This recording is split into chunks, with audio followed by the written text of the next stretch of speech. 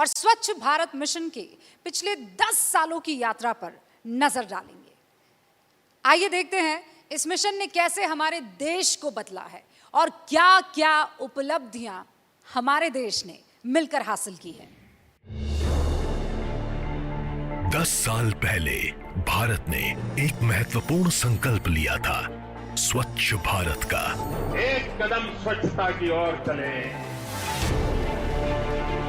एक सपना जो था हर गली, हर नगर और हर गांव को स्वच्छ बनाने का। जुड़िए मेरे साथ आप एक न्यूज 18 मिशन पानी से, क्योंकि स्वच्छता और पानी आखिर बचानी है जिंदगानी। और आज हम इस यात्रा का दशक मना रहे हैं, एक ऐसा सफर जिसने बदल दिया देश का चेहरा। इस सफर में भारत ने अनेक उपलब्धियां हासिल की हैं।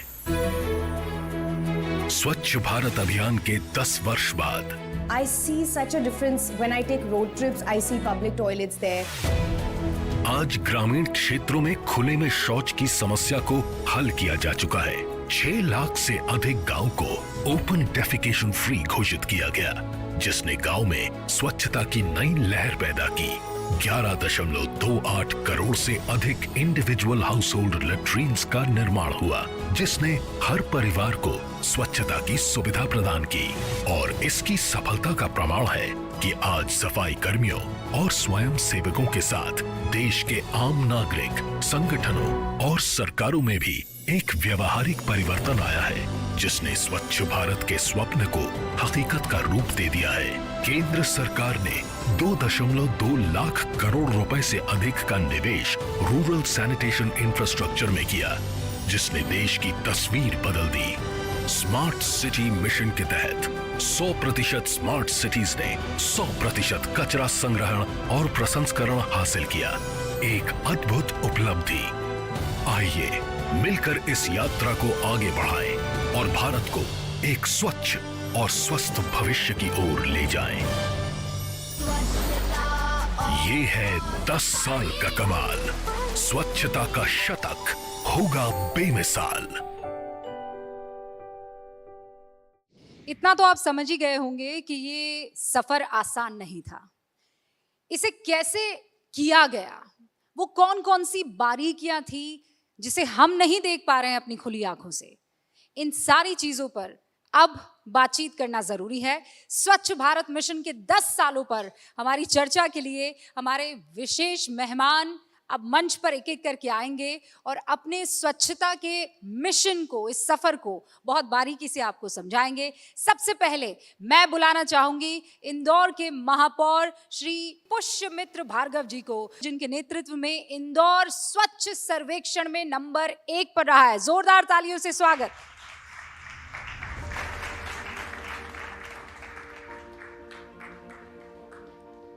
भार्गव जी, 149वां स्थान कभी हुआ करता था इंदौर का, और आज 1 नंबर पर है और पिछले 7 साल से 1 नंबर पर है। जोरदार तालियों से एक बार फिर से स्वागत। अब जब एक ही बार आप एक ही काम बार बार करेंगे तो दूसरे प्रेरित होंगे ही। हमारे साथ अब सूरत के महापौर श्री दक्षेश किशोर भाई मवानी जी मौजूद होंगे, जिनके प्रयासों से सूरत भी स्वच्छ सर्वेक्षण में शीर्ष पर रहा है।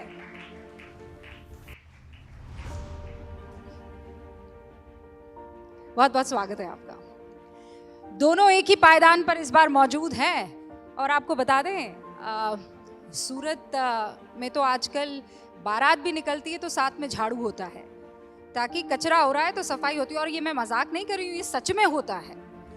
इनसे और डिटेल में हम आगे जानेंगे, लेकिन अब मंच पर बुलाएंगे मशहूर एक्टर चित्रांगदा सिंह को, जिनकी उपस्थिति हमें प्रेरित करती है और जिन्होंने समाज में स्वच्छता के महत्व पर खासा बल दिया है। चित्रांगदा जी, बहुत बहुत स्वागत है आपका।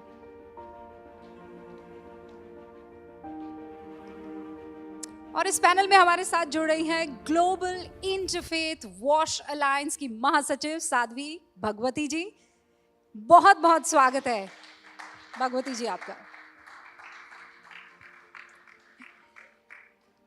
यहाँ सिर्फ सड़कों की नहीं, तन मन की सफाई का भी अभियान सीधे तौर पर जुड़ा हुआ आपको नजर आ रहा है।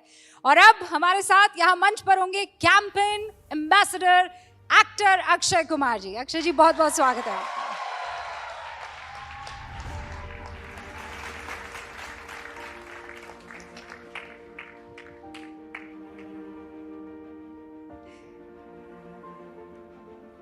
स्वागत है सर आपका।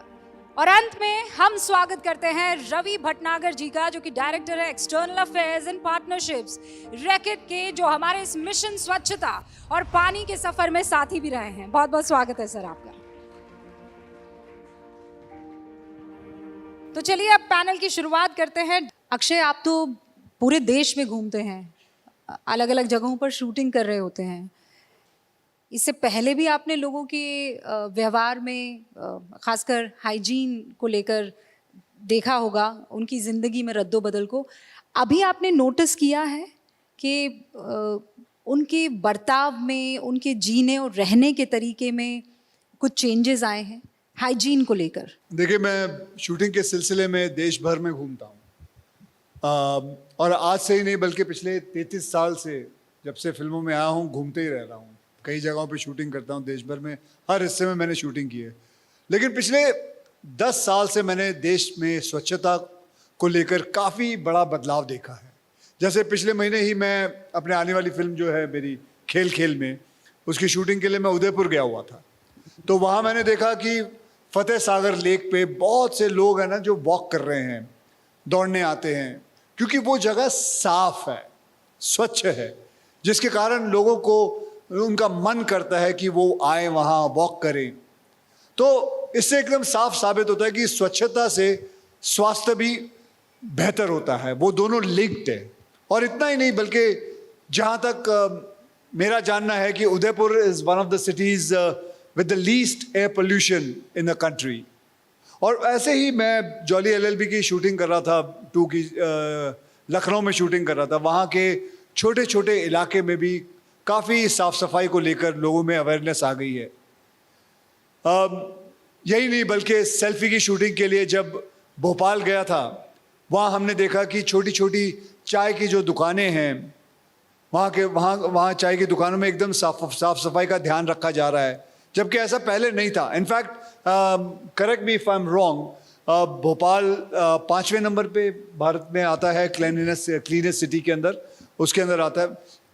और वैसे ही मैंने राम सेतु के समय भी, जब मैं दीव दमन के वहाँ था, तो वहाँ शूटिंग कर रहा था, तो जैम्पौर बीच पे मैंने शूटिंग कर रहा था। तो वो जगह अब इतनी साफ हो गई है, क्योंकि मुझे याद है 1993 में जब दिल की बाजी करके मैं एक फिल्म कर रहा था, तब मैंने देखा था उस वक्त का जैम्पौर बीच और अब का ज़मीन आसमान का फ़र्क हो गया है। इतना ही नहीं, जबकि मैं हाउसफुल की शूटिंग भी कर रहा था जैसलमेर में, वहाँ कितने सारे सुलभ शौचालय बन चुके हैं। आप ये समझिए कि देश के हर हिस्से में मैं शूटिंग के लिए जाता हूँ, और यकीन मानिए साफ सफाई को लेकर लोगों के जो बिहेवियर है, उसके अंदर बदलाव पिछले 10 साल के अंदर मैंने नोटिस किया है, और बहुत बदलाव आया है। उससे पहले कभी मैंने ऐसा देखा नहीं था। मेरे ख्याल से लोगों को समझ आ गया है कि हाइजीन और हेल्थ दोनों जो है वो जुड़े हुए हैं, यानी कि साफ सफाई रखोगे तभी स्वस्थ रहेगा आपकी हेल्थ अच्छी रहेगी। और मैं तो अब ये भी देखा है कि कैसे लोग वेस्ट मैनेजमेंट को लेकर अवेयर हो रहे हैं। यंग जनरेशन नए नए आइडियाज़ और इनोवेशन के ज़रिए वेस्ट मैनेजमेंट के एरिया में काम कर रहे हैं, नए नए स्टार्टअप शुरू हो गए हैं। मुझे लगता है कि मोदी जी ने ना स्वच्छ भारत अभियान जिस तरह से पूरे देश में चलाया है, उससे लोगों में साफ सफाई को लेकर काफ़ी अवेयरनेस हो चुकी है और आ चुकी है, और आगे भी बढ़ती रहेगी। अक्षय, एक तो आप बहुत ही सफाई से मुझे उदयपुर के फतेह सागर की पाल पर ले गए। मेरा तो बचपन वहां पर निकला है। अच्छा, मैं उदयपुर की में पैदा हुई हूँ। तो आपको क्या लगता है, आप बताइए, पहले से और अभी भी कितना फर्क आ गया? नहीं, आप बिल्कुल सही कह रहे हैं। सही कह मतलब रहा हाँ, पहले ये कहते थे कि क्या ये तेरे बाप की सड़क है, अब वहां के लोग कहते हैं हाँ मेरे बाप की सड़क है। ओहो, तो मैं इसका ख्याल रखूंगा। बहुत